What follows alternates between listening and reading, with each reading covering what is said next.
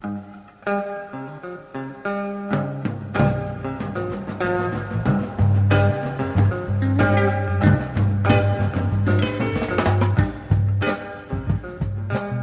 to the Rock's Backpages podcast. My name's Barney Hoskins. I'm here with my colleagues Mark Pringle. Hello, Barney. And Jasper Murison Bowie. Hello, Barney. Hello, guys. Nice to be sitting here with you. It's the power trio. It's the power trio. We got our foot up on monitors and we're playing ugly stratalikes called by things from BC, Richard and Ibanez. What power trio would we be? Would we be Taste? Oh, God. No. Yeah, quite possibly, I'm Would afraid. we be Beck Bogart and a PJ? Yes! Okay, Yes! all right. So please write in and say which one you think I am and which one you think Mark is and which one you think Jasper is. And then we can be I'd like offended to be and Jeff angry. Beck, but I think that's probably Mark's. Anyway, we will be talking, as ever, about everything that's new on Rock's Backpages. We'll be talking about this week's featured writer, Phil Symes, and the week's featured audio, which is with the late soul and disco diva Loleatta Holloway. Can I pause you there? Actually, we're Blue Cheer. Jesus Christ, that's in full flow there. Yeah, okay, Blue Cheer it is.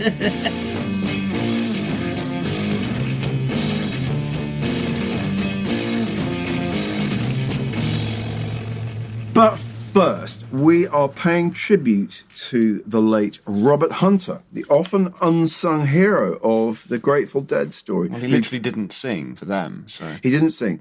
No, he did do his own solo album. He did record his own, including Tales of the Great Rum Runners. That's right. So he was a performing artist, but he never Not with the sang Dead. or played with the Dead. Talking of Dead, he died last week, aged 78, and what a great man, actually, as unsung heroes go. I think so. I mean, after what has to be said a shaky start, I mean, first of all, what most people probably don't know is that he is one of Jerry Garcia's oldest friends. They met in their late teens, very early 20s, had a bluegrass band together in around 62, and then they went their sort of separate ways, both very heavily influenced by the very, very powerful beat scene around San Francisco. Then sort of Garcia sort of lured him back to start writing lyrics, and well, it wasn't a great start. No. I mean, what's great about Dark Star is its spiralling instrumental improvisation. Not the lyrics. What's excruciating Yeah. about Dark Star Yeah. are the words. I mean, it's twaddle. Yeah. You know, not to put too fine a Well, point it's very funny that in Ken... So we got three pieces, and Yeah. one is part one of a very, very long interview that Ken Hunt did with Robert. That's right. In 1980. And, I mean, one thing people may not know is that he was one of the original sort of, what do they call animals that are drug tested? I mean, guinea pigs, for the acid thing. For the CIA, for their... Yeah. What was the name of that program the CIA had? Whatever it was. Yeah. And that's how LSD infiltrated the West Coast, particularly. So he did tons of acid, Yeah. sort of really before the Grateful Dead. We're talking about like 63, 64 around Exactly. there. Yeah. So one of the things he says to Ken Hunt is that people think my work is drug influenced. They ought to see some of my drug influenced writing. They'd know how straight my songs are. So that kind of, whether Dark Star was written under the influence. I have no idea. I remember the story was they were rehearsing down by the Russian River and he was sat outside and he heard this rotating riff they were playing and started scribbling. But I think, Barney, you and I would agree that he really hit his stride with Workingman's Dead, American Beauty, and for me particularly, the previously unrecorded stuff, which is on the Europe 72 album, where he sort of channeled mythical America of the West and the Southwest. And, I mean, some of the songs are riddled with really pretty ghastly misogynist stuff. Yes. You know, we can share the women, we can share the wine. Exactly, being the particular line in case. But actually, some of these lyrics were absolutely fabulous. They helped Garcia find his voice as a singer, I think, really importantly. And for a stretch there, from about 1970 to 73, maybe 74, up to Mars Hotel, he and Garcia were writing some of the best songs to come out of that sort of generation of American musicians. I think Garcia's descent into heroin addiction was really upsetting for Hunter because what happened, and this happens quite a lot with people with heroin is that they cut themselves off. Yeah. And instead of being the guy where you'd apparently come up to Garcia's Marin County house and he would open the door with a banjo or a guitar around his neck and come in and let's write, let's do stuff. Suddenly the door was always closed and so on and so forth, you know.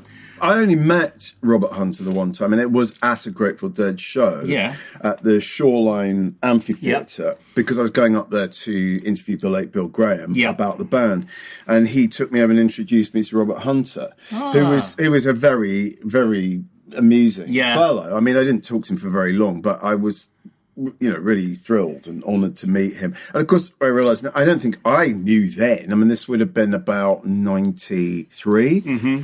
Did I know that Garcia was doing heroin? I don't think I did, but now I realise that Robert would have known. Absolutely. I mean, Garcia slipped into heroin in the very late 70s.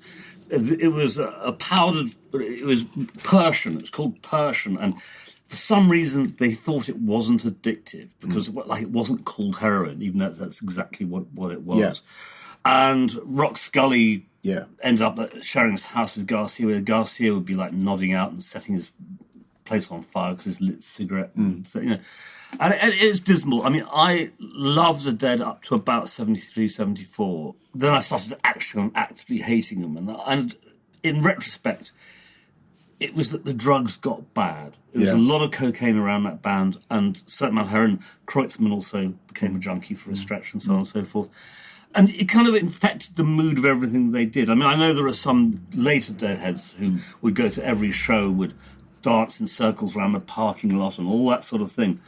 But the magic went out of it, and I didn't realise at the time, but I think one of the reasons was that from being a band that took a lot of acid, who went out of themselves in that sort of way. Suddenly went into a band who were going into themselves. Shall we put the Dead in context? Because we're sitting here with Jasper, who is I'm possibly somewhat mystified by the appeal of the Grateful Dead. I've heard a bunch of their stuff being played, by both of you. You can't really work at Rock's Backpages without hearing a bunch of the Grateful Dead. But it's not that I dislike it. Yeah. And certainly some of the Europe live album, there's pretty interesting stuff in terms of extended musical extemporization and that sort of thing. So there is interest in it from that sense. I guess I don't have the context for it just by not having been there at the time. I think in some senses it is one of those had to be there bands in order to really I think that's absolutely right. Get it. I don't know. I think what's interesting about them is that they were actually they were almost like two bands. They were the bands that did the long drawn out improvisations, and then there was this very kind of Western, slightly countryish, slightly folkish sort of bass. They're a key part of they're one of the building blocks of Americana, I would say. Not quite as much as the band. The band were very different, and the band were the group that I really fell in love with.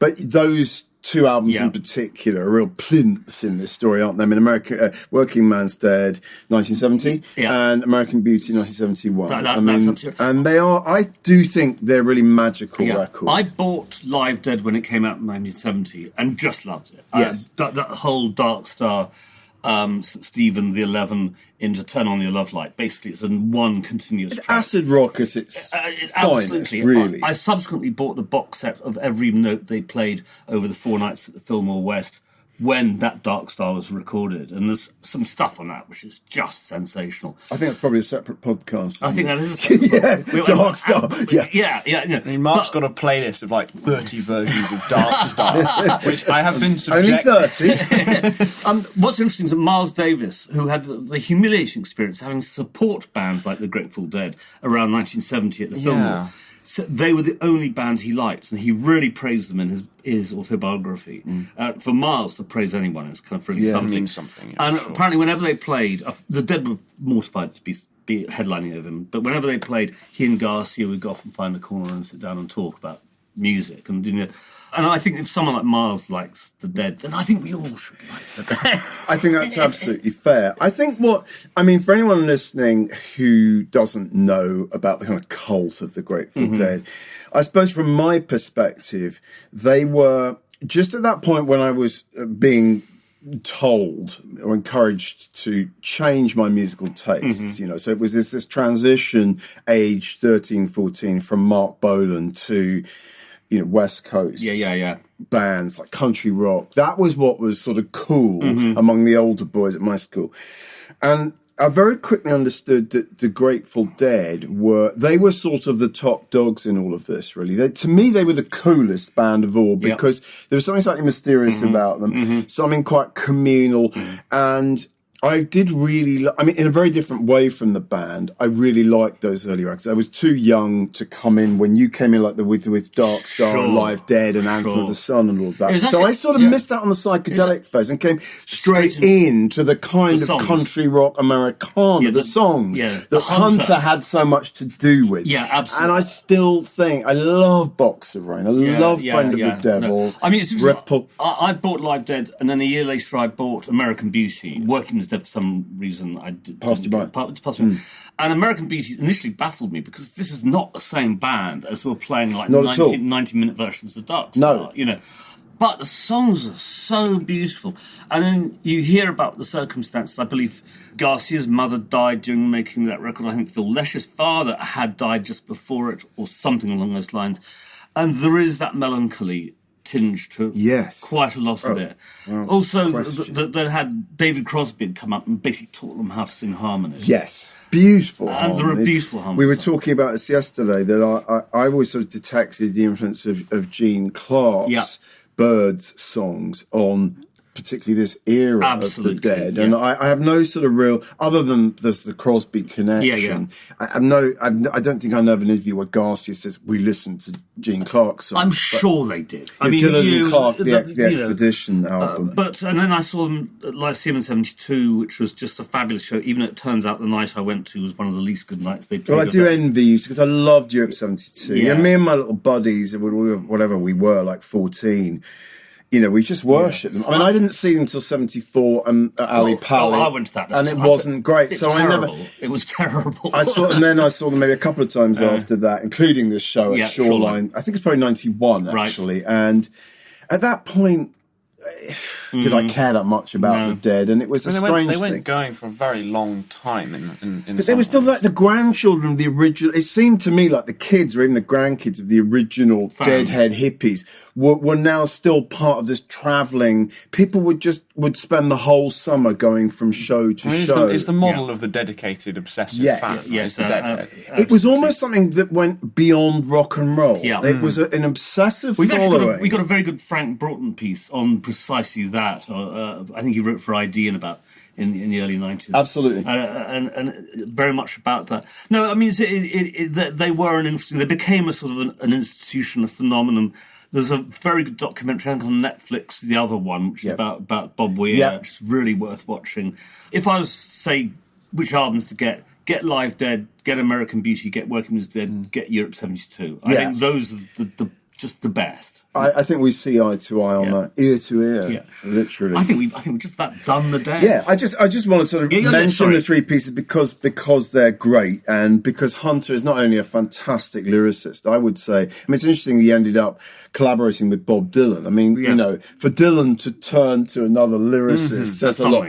He wrote quite a lot of Down in the Groove, not a great Dylan album, but he wrote that wonderful song Duquesne Whistle, which I think is one of Dylan's greatest. I didn't know that he'd co-written that. Which is just glorious. And he's a wonderful interview. He's such an articulate, educated, literate man. And there's lovely quotes. I'm obviously not going to read them out. He says in this 1975 interview for Bruce Pollock, one of our writers. It's one of the first music books I bought called In Their Own Words. And it was interviews, straight transcriptions of, anyway. With songwriters. And it was everyone from Hal David and Carol Bayer Sager to Robert Hunter. So it was really interesting. Hunter says in it, the Dead are the personification of my values in popular art. We began as traditional musicians working in old time and bluegrass. We're influenced by Phil Lesh to spread out and improvise a little, but never beyond. And eventually, year by year, invented our own conception of the whole of the music native and accessible to us until it became something entirely itself. Yeah. Which I think is The aforementioned Ken Hunt for Dark Star magazine, appropriately.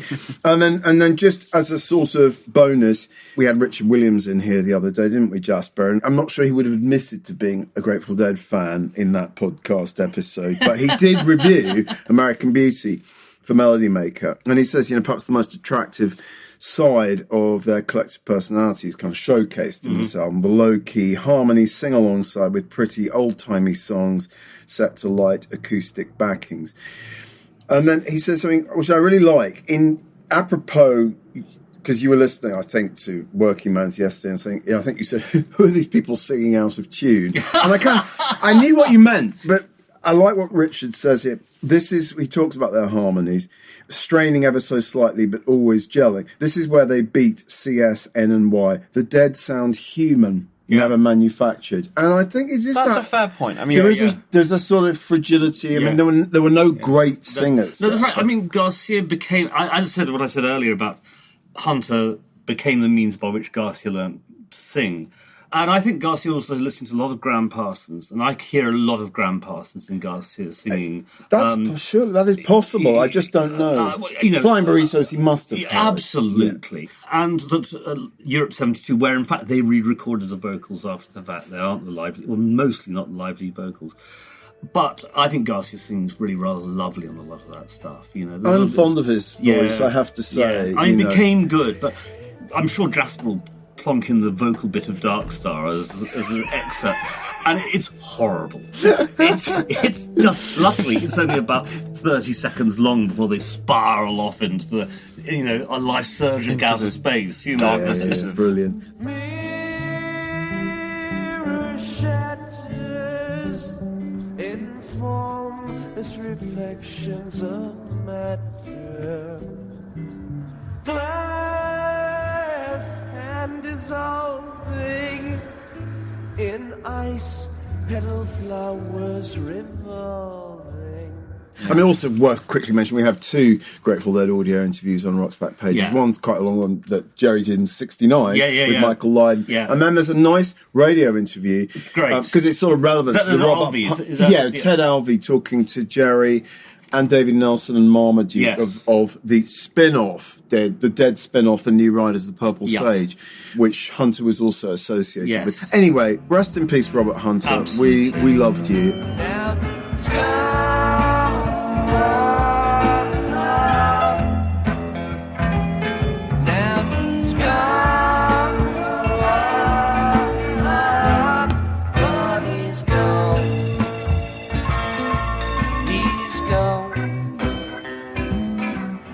So the other free stuff on the homepage this week is by the disc and music echo writer Phil Symes, who later became quite a sort of important PR guy in the movie business. Small correction, it had become disc again at that point. This is a magazine which started off as disc, became Disc and Music Echo, and then reverted back to its disc thing. Well, I have to pull you up on that, because there are two of the pieces of Disc and Music Echo. Yeah. This is the pedantry corner. 2 of Disc and Music Echo, and the third one is Just Disc. Yeah, okay. So, Yabu sucks. But just to... Quick, the reason these appealed to me was because they were about things that were happening just when I was really becoming a sort of pop fan. I got my first transistor radio, and so there's an interview with Neil Diamond, and in the top 20, literally the week, or top 10, the week I got my first transistor radio was "I Am, I Said" by Neil Diamond, and this interview that Phil does with Neil in March '71 is all about him writing this song, which Neil Diamond describes as both psychoanalytic and autobiographical. And he says he spent more... It's a preposterous song of sort of massive kind of egomania, really, by a isn't preposterous man. I mean, we've got a number of interviews with Neil Diamond on the site, all of which make me roar with laughter, because for someone whose artistic achievements were so slight... Boy, did he have a big idea of himself. He really, really thought he really was raised the real himself. thing. I mean, he was just a little Jewish kid from Brooklyn who wrote songs in the Brill Building. Yeah, and then somehow he became this absurd MOR singer-songwriter. I think what freaked him out was the likes of Carole King suddenly getting real credibility with the Love crowd. Yeah. And he wanted some of that. But the trouble is, his songwriting was still like Vegas. Yes. Brill building to Vegas. Yes. Yes. And so he was incapable of singing in a credible way. Carole King could sit behind on a microphone, make a record like Tapestry, which is just marvellous, and inhabit the songs, and it all feels correct. Yeah. He's all bullshit and bluster. Yeah, and that's why, you and I, as band fanatics, particularly object, as so many did at the time, to his starring role, his cameo appearance at the Last Waltz. Because Robbie Robertson was producing him, wasn't he, at the time? Robbie had produced him, and, the great scandal from Levon's point of view, and who knows whether it's the gospel truth, but that Muddy Waters was in danger of being bumped for Neil Diamond, because Neil Diamond was a pop star. I know. And I mean, look, that may be traducing Robertson terribly. All we know is that when Neil wanders on stage in those big sort of collared shirts that everyone wore in the mid-70s. The Vegas shirts. And starts singing that. I think he sings, "Come dry your eyes." And it's just like, this has got nothing to do with the band. It's just to do with Robbie kind of flaunting the fact that he's produced a hit album. Yeah. I mean, Anyway. Neil, people love Neil Diamond. You don't. And I didn't I hated that song from the word. And I'd say exactly the same thing. It was a big hit in England, and I remember just despising I can't say I've ever heard it, so I will have to listen to it. But you will know, and I will have to put it in the podcast. Caroline. Oh, yeah. Da, da, da, da, da. Yeah, there you go. Good times never seem so good. I've been inclined to believe there never was, but now Okay, let's move on, shall Moving we? on. Also on the Transistor Radio, that was Michael Jackson, the young Michael Jackson, who was about a year older than me, and I was so fascinated with the idea of this star, this amazing kid who was like kind of my age. Mm-hmm. That was a strange thing. And so here's this phone interview. Phil Symes calls Los Angeles and says this is his first interview on his own.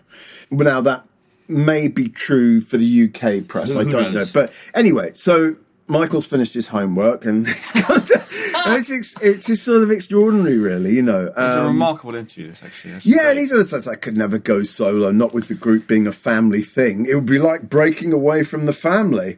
Something perhaps he could have done.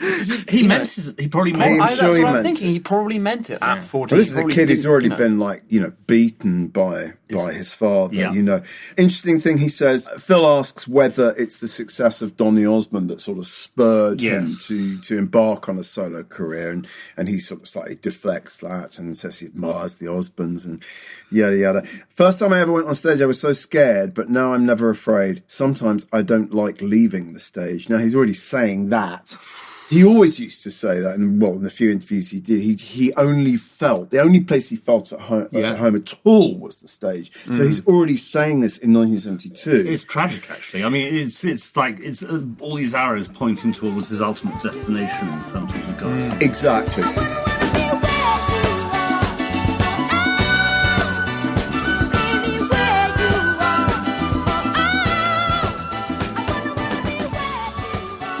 The third piece quickly is with Sylvia. Now, we were talking the other day about Rapper's Delight. So this is 1973, Disc magazine, rather than Disc. Sorry. And Sylvia is at number 3 in the Hot 100 in America with Pillow Talk, the almost X-rated Pillow Talk. Yes. And Phil Symes asks her about that song. She says, and I don't think I ever knew this, that she wrote it for Al Green. She was Really? she was really inspired by Al Green's hits and 71. So she took a tape of Pillow Talk to Willie Mitchell. He thought it was too sexy for Al. So she did it herself. And that piece also talks about Je t'aime, which is, of course, the Gainsborough, Jane Birkin.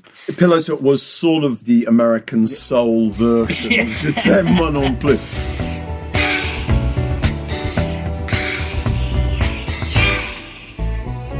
So anyway, those are the three Great stuff, great pieces by the featured really writer. Yeah, they're really nice, actually. Yeah. We're now, of course, going to talk about what isn't free on Rock's Backpages, what is new for subscribers. And starting with our audio interview with Loleatta Holloway. We had some discussion in the office about the precise pronunciation. Because Barney and I... For years, Loleatta. Yeah. We thought we'd better check on Wikipedia with the helpful little phonetic rendering of the name. And it said Loleatta. So it's Loleatta, a la Vladimir Nabokov. I think we're all, in different degrees, fans of Loleatta Holloway stuff. Absolutely. I mean, because we all love disco. I think in some ways a great discovery was Barney's been playing her earlier stuff, which is really deep soul.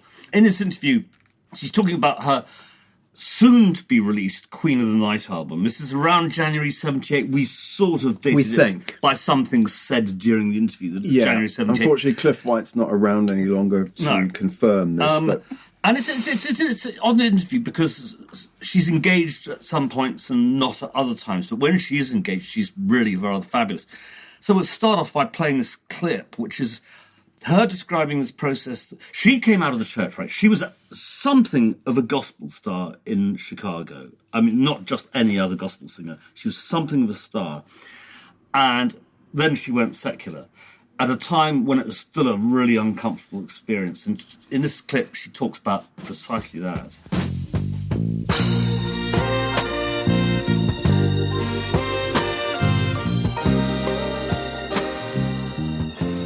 A lot of people started coming out of the church and recording secular music. Right. They kind of got ostracised from the church. Is that feeling still there, or oh, you mean like when I stopped singing gospel, recording gospel, and went into blues? Yeah, right. At first, because I know Aretha caught it hard because I used to hear people talking about her. And they would be very cold. Like if you go in church, they would be cold. They would sit there like ice, look like they were. Because when I first started, I mean, I could tell the difference because like when I would go to church, they would like make me feel like I was an outcast. Like I was doing something evil or something. And a lot of times they would, maybe the minister or someone would call me up to sing, and the people were like, cold, I cried, but my love keep on getting stronger. So it leaves me still running to find cover. Also in this interview, she talks about still wanting to sing the big R&B ballads, which she does on all her albums. Whilst never rejecting disco, Cliff White's fairly sniffy about disco, but she's absolutely fine about it. And we were talking about this today in the office, is that some of the best disco singers have been the rawest, most gospel-y singers. I'd say Sylvester's a case in point, and she's definitely a case in point, where in order to dominate this massive four-on-the-floor groove, you have to really, really have a strong voice, And where people like Aretha Franklin, who was a very strong singer, always sort of seemed shoved to one side by the groove on her handful of attempts at disco. And I think there's also an element of the dance floor, being able to uplift the dance floor using that gospel kind of technique. Well, it's electrifying when you're actually there. It's euphoric. Exactly, it's a euphoria. Sylvester, I've just read his biography recently, and he actually talks about the experience of church and the experience of singing to a disco crowd has been a very similar experience. I really love that. So she talks about that. She talks about her stage act, about how she guides her band according to what the audience is like.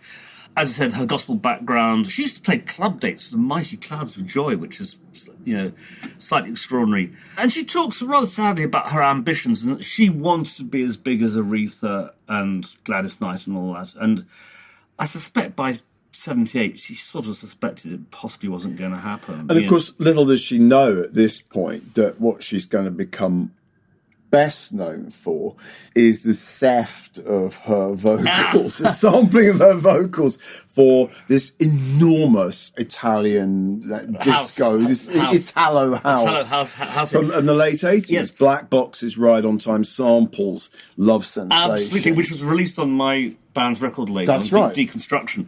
And I remember listening to it, and I didn't recognise, I knew Love Sensation already, but I didn't recognise that Right on Time, as coming from it.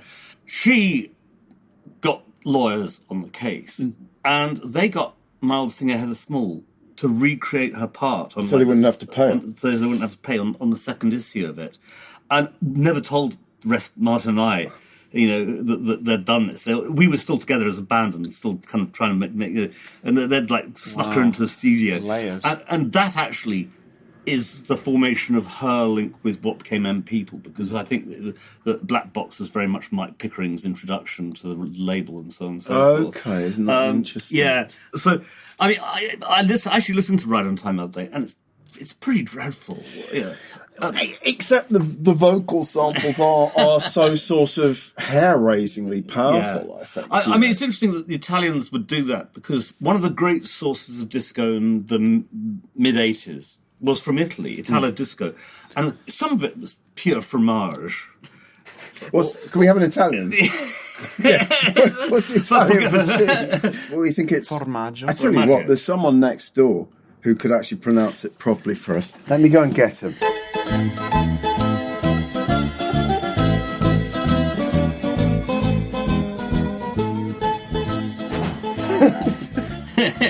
Hello. So we have a genuine Italian who works next door. Absolutely. Would you like to introduce yourself? Yes. Good morning. Yes. Or good afternoon. My name is Giacomo Bruzzo, and I am a neighbour. What we were asking very kindly to do is to pronounce for us in authentic sort of Genoese voice the Italian word for cheese. Formaggio. That'll do. Beautiful. Okay. Thank you so much. Thank you so much. You're done. You're very welcome.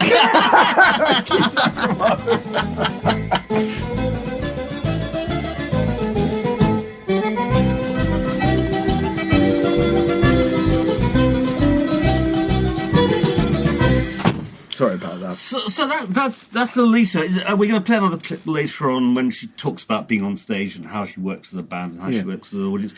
As I said, there are bits in this interview where you feel her losing interest in slightly long-winded questions, but when she gets going, she's terrific. I think some of the soul writers of that era were slightly confused because they had known about Loleatta as not just a ballad singer, but she was a great deep soul singer, particularly on songs written by the great Sam Dees. Mm-hmm. The title track of her 1975 album "Cry to Me" is one of the great tearjerker ballads. So she loved singing ballads. Probably that was her preferred mode. But so she's a rare example of someone who cut, I would say, 3 or 4 sort of decimating ballads. But she also recorded 3 or 4 amazing disco tracks. Yeah, I mean, Love Sensation is just unbelievable. It's fantastic. You're a fan of that. And interestingly, I was a sort of unconscious fan. I knew Love Sensation, but I wasn't aware that it was Loleatta Holloway. You know, it's just such a great. Yeah, exactly. And with the salsa orchestra backing her and all that sort of stuff, absolutely, Yes. It's sort of Philly disco. I mean, Hit and Run was her first disco hit in '76. I mean, she's worked with people great. like Bunny Sigler and all those sorts of guys, and it's fabulous.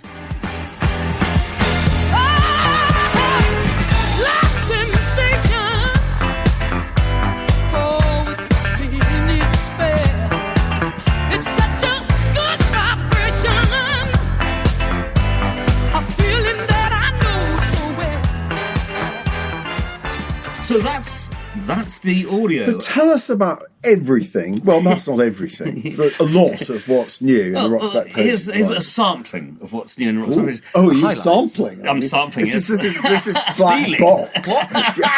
Starting in April '61, Record Mirror. We tend to think of screaming at audiences as being something that happened with like Frank Sinatra and then sort of died away and then came back with the Beatles. Not at all true, and I've really discovered this, is that girl fans behaving badly is something that had never gone away. This is Adam Faith, supported by, among others, Akka Bilk, Matt Monro, etc. So they weren't screaming for Akka They weren't screaming for Akka, though they nicked his bowler hat. So one of the fans came on stage and stole his bowler hat. They don't make fans like that. Recording the BBC's Beat Show at the Albert Hall. And the subhead is Bad Manners Beat Show. and Norm Dropling says, I say that a small minority of the audience at the second BBC Beat Show put on the worst display of ill manners since last year's Bewley Jazz Festival fiasco. At one time, there seemed to be a danger of the proceedings being stopped altogether as the stage of the Albert Hall was full of squealing girls all trying to get to grips with Adam Faith.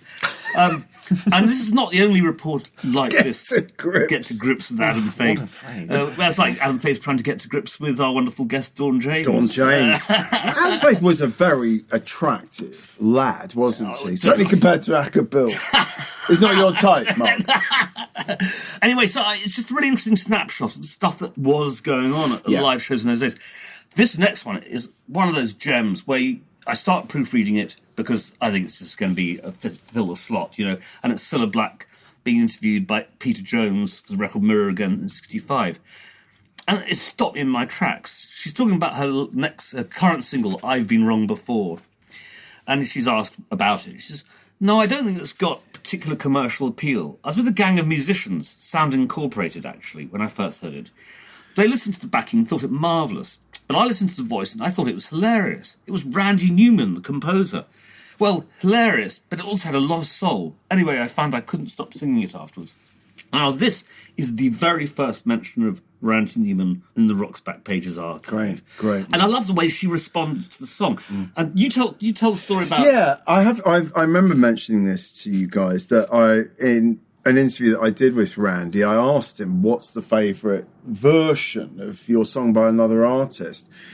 And I don't know what I was expecting him to say, but I wasn't expecting him to say Cilla Black. And he said, after sort of pondering it for a moment, he said, Cilla Black's version of I've Been Wrong Before, I think is absolutely sort of spine-chilling. And it is. It's a terrific performance. Well, obviously spoke to her in some way, and she was able she's absolutely... It also had a lot of soul, and I found I couldn't stop singing it afterwards. Well, and even better, I met Cilla Black not long before her death. We went to that...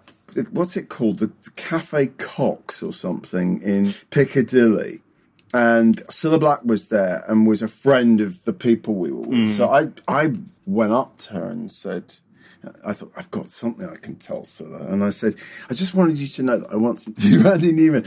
And he said, your version of I've Been Wrong Before is his favourite cover of a song of his. And she probably went, oh, that's great, Chuck. No, she didn't. But she did say how much she loved the song. Yeah. So isn't that great? So in my full circle. In my job doing this, it's finding things like that just light you up. Just when you're least expecting. I thought Cilla Black interview, it's going to be maybe a bit jokey and a bit amusing, but there won't be anything great in it. And there's that in it. She was a great singer. We really mustn't forget that. Yes. When I was a kid, anyone who had a heart and things like that, Alfie, my God, that's a tough song. I mean, she's a belter. She's kind of Ethel Merman rather than sort of Dionne Warwick, but fabulous. Within that, great. But baby, I've been wrong before.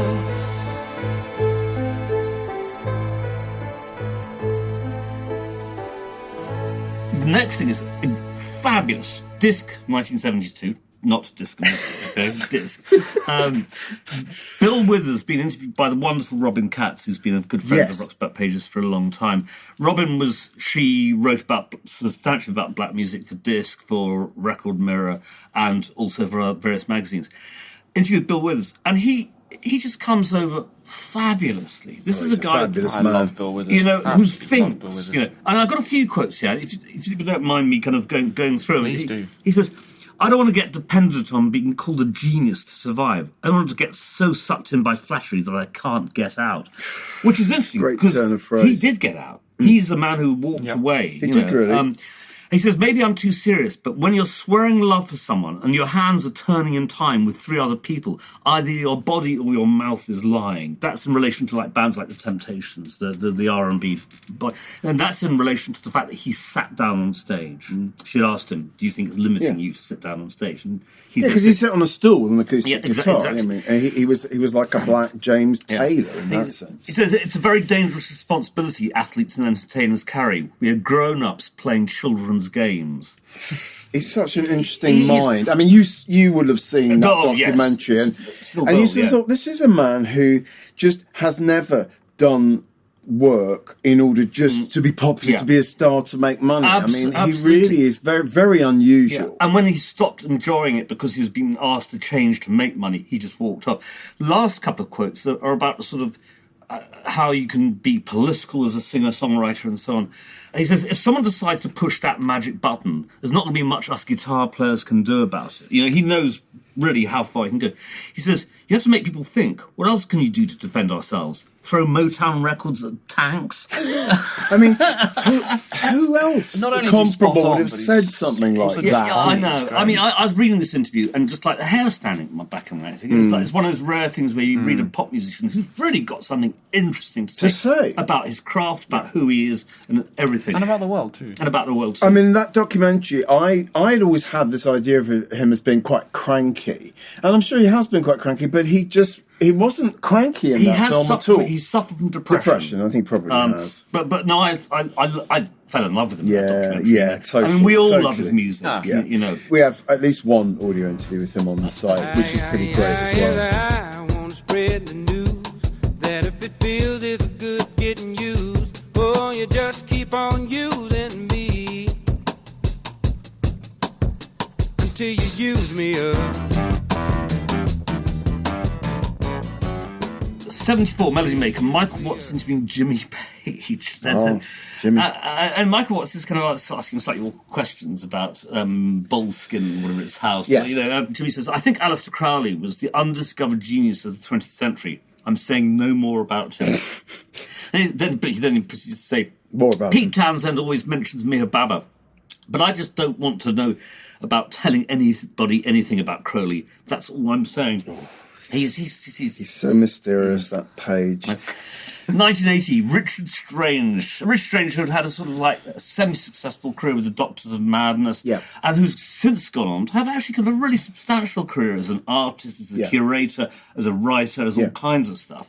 First starts off with a really terrible joke. How do you find out a Scotsman's clan? He says, well, you stick your hand up his kilt. If you feel 2 quarter-pounders, he's a MacDonald. Which is a ghastly joke.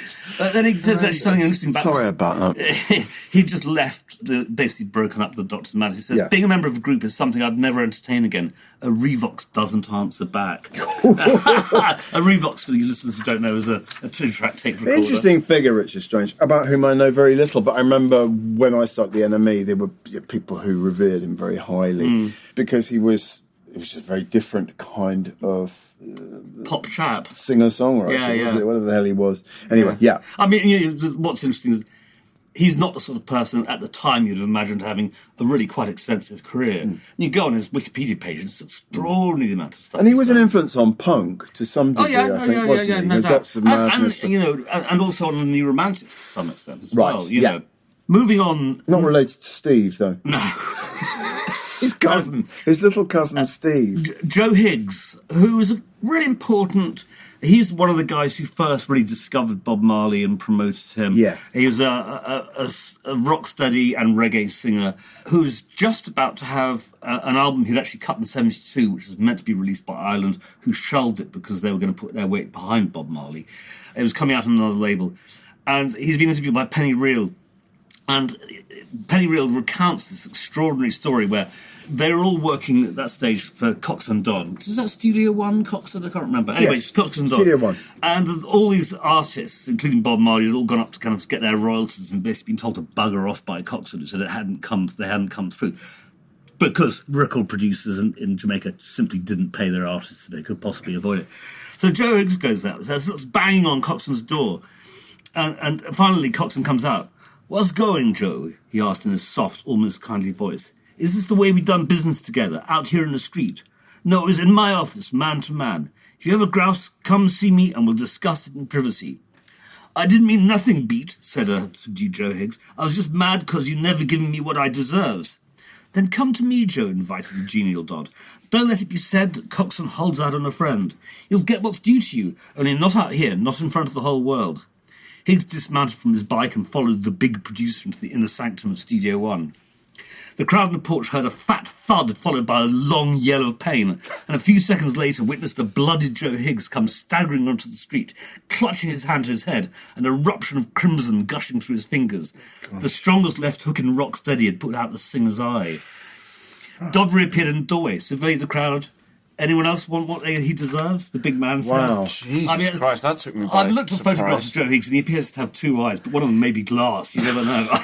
Bloody hell. Yeah, no, it's a great story. It's a very, very good. It's a very good piece. It's not an interview as such. It's more really an extended profile of Joe Higgs. By the greatest reggae writer, probably of all.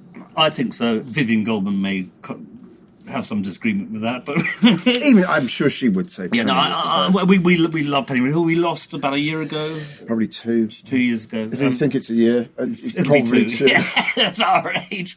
Musician 1982, John Mendelssohn on pop fashion. It's our Mendo moment. Mendo moment. Bing. John Mendelssohn had written a lot about fashion. He had the Eleganza column in Cream for a long time. So this is about. He says, over its 3-decade history, only a handful of genuinely new wrinkles have been added to the fundamental notion of rock dress. Namely, that what is most cool is that which raises pop's blood pressure the highest, inspires mom to whimper, "Where did we go wrong?" most piteously. It's a very good kind of look at stuff. Yeah. Henry Rollins, interviewed by Rich Cromwell in LA Times in 1984. I mean, Henry Rollins, Black Flag. What do you feel about Henry Rollins? I was a big fan of the Rollins era in fact, pre-Rollins Black Flag. I thought they were probably the most powerful punk band that came out of the Southland in LA. I did one interview with him for NME, and Henry was fairly new in the lineup, and he was like this sort of psychotic marine with the muscles and tats, and he had these intense, staring almost Manson-esque eyes. I mean, I thought he was an incredible front man, and I think he's and he's proved himself to be a really pretty interesting guy. Yeah, almost the creative straight edge has been a guy who kind of eschewed all sort of drugs and drink. But Damaged by Black Flag, I think, is probably the greatest American punk album. And he's a pretty hardcore guy. You know, the last thing I want is a wife, a home, kids, investment security. All of that makes me sick. It's not for me. But then he says, he's asked kind of, how hard is your life? He says, what about Hendrix doing the Chitlin circuit with Little Richard, not getting paid, starving? That's hard. What I do isn't hard, So he's honest, relatively self-aware. He's a bright guy. Relatively self-aware, exactly. Yes. Should we be having an award every week? For Self-awareness. The most relatively self-aware rock star. Well, he's been beaten to it by Bill Withers this week. Yeah, who's the champion. Totally self-aware. Jimmy Jam, the great Jam and Lewis production team, talking to Paolo Hewitt and NME in '86, and this is about the first quote's about him working with Janet Jackson. And the one thing that we don't really realise is that their way of working with an artist was just to hang out with them for a week or two, just go out, eat meals, talk to them. And he says, Janet always used to say little things, and we'd make mental notes about them and say, OK, we're going to use that. Apparently, she said, when she came back to the studio, she was staggered by what she was reading, lyrics and hearing, because it was her, Yeah. And he says, normally we end up working with artists who seem to be the underdog, maybe someone who's had a hit and is in a slump. And there's some truth in that. I mean, the SOS band were in a low ebb when they wrote just... I mean, it's a good interview. It's only Jimmy Jam. Terry Lewis refused to be interviewed. Well, Jimmy Jam was some kind of genius. Melodist and producer. Some of his chords just still take my breath away. And little details like, yes, they'd use drum machines, but nothing else was sequenced. At a time when everyone was sequencing everything. Yes. Everything was played by hand. Yeah. And the result is their stuff swings like the clappers. Yeah. I mean, it really does. Yeah. These are guys who've got Duke Ellington records in their record collections, even though they're playing R&B. Completely.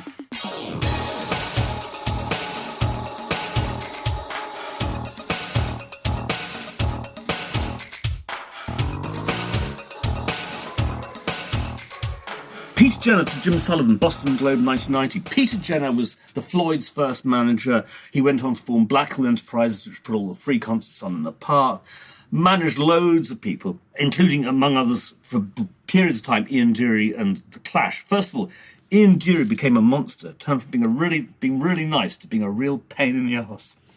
Dismaying to hear. It's sad, but I've heard this from one or two other sources. Well, as I said to you, I only met him once. I thought he was absolutely charming, but it was like 20-minute conversation. Sure. And Peter Jenner's not someone to badmouth someone because he's just not like that. No, sure. He's a gent, and he's talking about when the Clash were falling apart on tour in America. He says, for Joe Strummer to complain that he, Mick Jones, was behaving like a rock star was a mammoth hypocrisy because Joe's behaving like a rock star himself. Yeah. Fair enough. Yeah. Last quiz is Nick Cave to John Savage in The Observer in 1992. And I just quite like this because he's sort of explaining his methodology of writing songs and how he puts them. Maybe I haven't got the guts to write songs about exactly how I feel, so I write these narrative songs and have the characters go out there and do the dirty work. That makes a lot of sense, because, there are moments when you feel Nick is really singing, not, he would loathe me for singing from the heart. But yeah, in a way, it's everything's at one remove, isn't it? Sorry. It's an interesting distinction to draw. Yeah. Writing a story, a narrative that you can then kind of step back from, or telling your own story through your music. Interestingly, we started the podcast by talking about Robert Hunter and the way that he did precisely that for Jerry Garcia, created sets of characters and so on and so forth. Exactly. There's very little me and I in those songs, or if there is, it's someone else saying it. Yes, precisely. So that's your lot. That's my lot. I'm going to I've shot my bolt. Okay. Sorry. We're going to hand over to Jasper now, who has a few delectable morsels for us. Yes, starting with Laurie Anderson, interviewed by Rob Young in The Wire in May 2000. We all like Laurie Anderson quite a bit. Yeah. And this is really interesting because just done this project about Moby Dick. She wrote a sort of album, sort of section of songs based on Moby Dick. Sure. And so she's talking about having read and studied Herman Melville's copy of the Bible that he'd annotated, although all the annotations had been erased by his wife. But fantastic. She studied that in order to sort of get into his headspace when writing Moby Dick, and talks about being afraid of him not being quite gone and him being angry at her for what she's done with his story and whatever. But she says, so what his book is about is beauty, staggering beauty. The storyline is great, but it's not everything. All those cardboard characters cutting up blubber, boiling it up, having their fights. Did you know his first draft didn't have Ahab in it? Imagine him giving it to his editor, and his editor reads it. Those guys go fishing, look around, come back, that's it. Where's the engine here, Herman? What's moving this thing? Which I think is just a great passage. It's very funny of her. Laurie Anderson is someone who extraordinarily, as a performance artist, had a pop hit in, 81? With O Superman. The magnificent O Superman. I was looking back to that time, and what a great stretch in terms of music, 80s, 79, 80, 81 was. You got Grace Jones having first hits with night clubbing and so on and so forth. You had Oh Superman. You had the Talking Heads starting to have chart hits. I was working at the BBC as a technical stores porter. We had a radio on, which was set to Radio 1 the whole time. It was piped, and it sounded really, really good. It had a nice fat speaker in it, and it was a proper BBC bit of kit. And Oh Superman was being played on Radio 1 all the time. It's unthinkable now. Now it's absolutely unthinkable. And so she never left us. I think that those of our generation who first heard her always would keep half an ear out for what she's doing. And often it's, I have to say, incomprehensible. I love that quote. The way she tells it. Yeah, she's funny. And it's great. It's well worth a short interview. It's well worth a read just because she's just talking about also her creative process when it comes to sort of deconstructing this huge work of literature. She's extremely funny as well about the two most important works of the 19th century being the Communist Manifesto and Bartleby the Scrivener, which is a sort of Rock Backpages podcast. So she's clearly a Melville freak. She must have really... Well, I think Melville is one of the great writers. I know Moby Dick is the novel everyone says they can never finish, but it's got some extraordinary writing in it. So it's nice to hear her That's lovely. about I really love that. That's great. Moving on to September 2009, when Coldplay... This is for Paul, by the way. Dedicated to Paul Kelly. He has very strong feelings about Coldplay, and I can say comes that out hives when any of us mention the name of this group. So we mention it quite a lot. We do. Yeah. But so it's Coldplay being supported in Manchester by Jay-Z, of all people. This is mind-bending. Which is a bizarre... you have to kind of think, well, Coldplay were obviously huge enough to be able to get Jay-Z to support them, which is sort of... It's all wrong, isn't it? It is all wrong. I mean, but I suppose Jay-Z wouldn't really want Coldplay supporting him. So, but funnily enough, Caroline Sullivan, writing for The Guardian, rather likes Coldplay. They were regarded as being a credible act at that point. It took a few years for the whole world. I think by this point they actually were no longer credible. Is that right? She's surprised. She's surprised at it being good. And she says Chris Martin proved to be a bit of a wonder. The rock star who's made a life's work of walking on the mild side unleashed the beast within. Who would have guessed he could imbue an acoustic version of Billie Jean, sung on a mini stage in the middle of the crowd, with double the paranoia of the original? I feel paranoia when I think of having to listen to his version of Billie Jean, but that aside... Well, maybe having Jay-Z's support was where he got the idea for the awful piano ballad version of the Beastie Boys' Fight for Your Right to Party, which, ladies and gentlemen, you can find on YouTube. Watch it and just cringe. Read it and weep. It is. But anyway, I mean, Coldplay. So Caroline Sullivan, she actually likes them. Fair enough. Perform. It sounds like they had some pretty awful. I mean, the whole crowd sing along of Yellow is just about. I was reading a Wikipedia article about like karaoke murders, and apparently someone was once murdered for singing Yellow at a karaoke. Anyway, just that. There's a little vignette for you. Is that a fact? Yes, that is It's indeed not a fact. fake It's a verifiable fact. Anyway. You gotta fight for your right to party.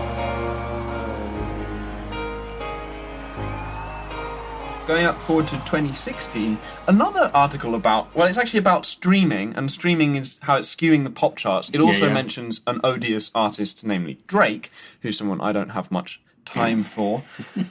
But, so the whole concept of this article is the fact that Drake has had a 15-week run at number one in the UK singles chart, which is not quite a record, but pretty close. Yeah. And with his song One Dance. The problem is that it wasn't a best-selling single. It wasn't even in the top 10 best-selling songs in Britain at the time when it was at the top of the charts. And that's because of the way that streaming metrics were being incorporated into the charts. Yeah. And it really skews how artists can get discovered and reach the charts because it counts repetitious streams. So if someone is listening to a song over and over and over again, on loop, but also as part of playlists, popular playlists will rack up stream numbers much more quickly than someone, who's a fan of someone, going and listening to their work. Yeah. If you get onto one of those big playlists and you just get streamed a bunch, that doesn't necessarily mean that people love your music, right? It doesn't mean that someone's gone out and decided to buy your single. All it means is that they've heard it. And so what you're saying is that this record that everybody hated is nonetheless the biggest record in streaming history. But not everyone history. hated it. But, not everyone hated it. I'm kidding. Yeah, I mean, we slightly overstated the matter. Lisa Verrico writes, more useful is to think of the woman reportedly sentenced to prison in 1993 for persistently playing Whitney Houston's I Will Always Love You at a deafening level, and be thankful that most of us listen to music through headphones these days. Whether as downloads or CDs, sales count the number of people prepared to pay for a song. Streams count not people but plays, paid for or not. One Dance remained at number one for so long because people who liked it simply couldn't stop playing it, not because more people liked it than any other song. I mean, this is part of a much bigger debate, which I'm sure we will have at some stage further down the line at greater length. But I'm particularly the Spotify model of the way in which people are paid. I mean, I love that band that we both like. We went to see at the Brixton Academy, Wolfpack. They financed a tour by putting out a silent album and asking all their fans just to play it on loop overnight until Spotify pulled it down, and they made something like They made about $24,000 doing that, which basically paid for them to go on tour. Paid for the M&Ms anyway. And there's the problem. Let's say, I mean, I don't not listen to Beyonce, but I hardly ever listen to Beyonce. But she gets a disproportion of my Spotify payments because of the way Spotify skew things. Yeah. Whilst the slightly more like Harold Budd probably gets nothing, and yet I want him to get my money. Right. So there is a whole issue about. I mean, A, that they don't pay very well, full stop, and B, how they pay, how they measure. It really skews towards the big artists, and this is something that Lisa again points out in her piece, is like the playlists, those big playlists, are dominated by major label acts. And if you're not a major label act, you're not going to get onto one of those playlists, and you're not going to get discovered in the same way. And I think it does represent a problem, not just for recompensation of artists, but also just for being able to make it at all. There's no doubt about that. There are some ways in which things are returning to a slightly better place. For example, a lot of people don't even listen to Spotify, they do everything through YouTube. And now you can place an advertisement at the front of your official release of a video. You will get... albeit it's still it's minuscule, but artists are now starting to actually earn money from streaming, which they didn't really at all when this article was written. It's really tricky. I think the kinks are being ironed out, aren't they? There's a long way to go. Very slowly. But I mean, either genie is out of the bottle. Yeah. I mean, at least we aren't back in the days of Napster where no one was getting a penny for anything, you know. But no, am I happy with the way it is? No. But it's an interesting conversation. Last piece I've got is a review of the latest album and possibly the last album by a tribe called Quest, who emerged in 2016, 2017 with We Got It From Here, Thank You For Your Service, which is a really fantastic album actually to come from, you know, a hip-hop group that were big in the 90s and then sort of... They didn't disappear, but they didn't really put out much of, you know, for a good chunk of time. And Michael A. Gonzalez reviewing it for The Wire in January 2017, although it had just come out in end of 2016. Sounding like nothing else out there, distinct even from Tribe's previous work, We Got It From Here is political without being preachy, fun without being unintelligent, and next level out while being street corner down. A superb swan song. And it really is a great album. I just wanted to mention it because it's, you know, if you like 90s hip-hop and you like Tribe Called Quest, it's different, it's fresh, it's current without, you know, being totally you play a bit in the office the other day. I really liked it. Also, I really like Michael Gonzalez's writing. He's a great writer. I've been really enjoying reading his stuff in The Wire. Unruly hooligan who belongs to Barbic. First getting that degree at Stanford or Harvard. And by my work ethic, the way I speak, yo, should be mentally weak. First be Emily. What about you, Barney? You got any? You don't need to ask me that because I prefer to leave the floor to you, gentlemen. You lying hound. No, I mean there are a couple of great pieces. There was a retrospective piece on the life and death of Marvin Gaye by Stephen Dalton. In 2004. I thought I knew the story, but rereading this, there are elements of that tragedy that I wasn't aware of. It's a good piece. And then a lovely piece about Dr. John by Michael Simmons for Mojo. Yeah. In New Orleans. So it's literally a kind of driving around the Crescent City with Mac Rebennack and Mac pointing to the Blue Cat Lounge used to be there. And what took place? There was a woman who used to have sex with a zebra. But it wasn't a zebra. Lounge. But it wasn't a zebra. It was just a mule painted with stripes. I don't know. Is that going to make the podcast? Make the cut? Probably not. Of course it will. I thoroughly enjoyed the glance I had through that piece when I was digitising it for you. And I Simmons really is a great writer, I must say. You know, he's a real veteran, American veteran. I don't remember him writing for Mojo back in the era when I was on staff at the magazine, but he's someone who I think he worked for like High Times. He was an assistant editor at High Times. Yeah, and he's got that kind of sort of, you know, neo-beat gonzo-ish flavour to his writing. So when he's writing about someone like Mac Rebennack, it's very poetic. This is a delightful piece about the late, great Mac Rebennack. Nice. Shall we then end the podcast here and go out with a clip? Yep. Go out and have a cup of coffee. Or a stiff drink. Well, in your case. Yeah, Loleatta Holloway talking about just how she plays live, deals with the band, deals with her audience. So it's 3 disco dollies saying goodbye till next week when we almost certainly will have David Hepworth as our special guest. Fabulous. See you next week. Yeah, see you next week. Bye-bye.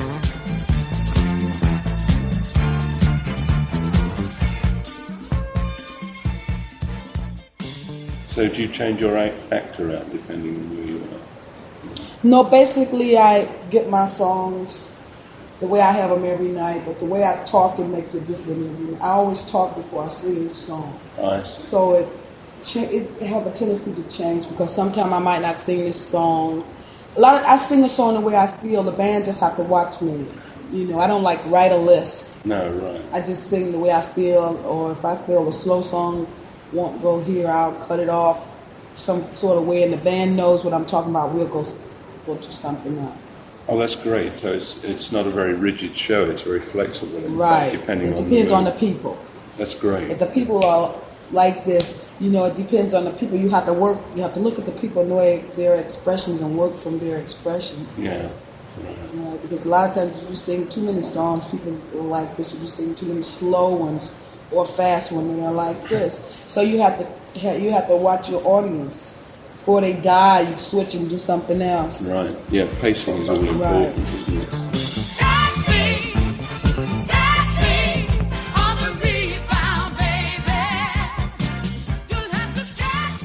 That was Loleatta Holloway in conversation with Cliff White in 1978, concluding this week's Rock's Backpages podcast. The hosts were Barney Hoskins and Mark Pringle, and it was co-hosted and produced by Jasper Murison Bowie.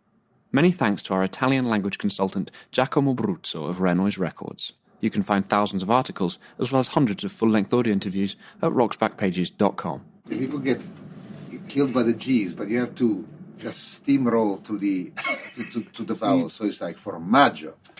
Mangio, formaggio.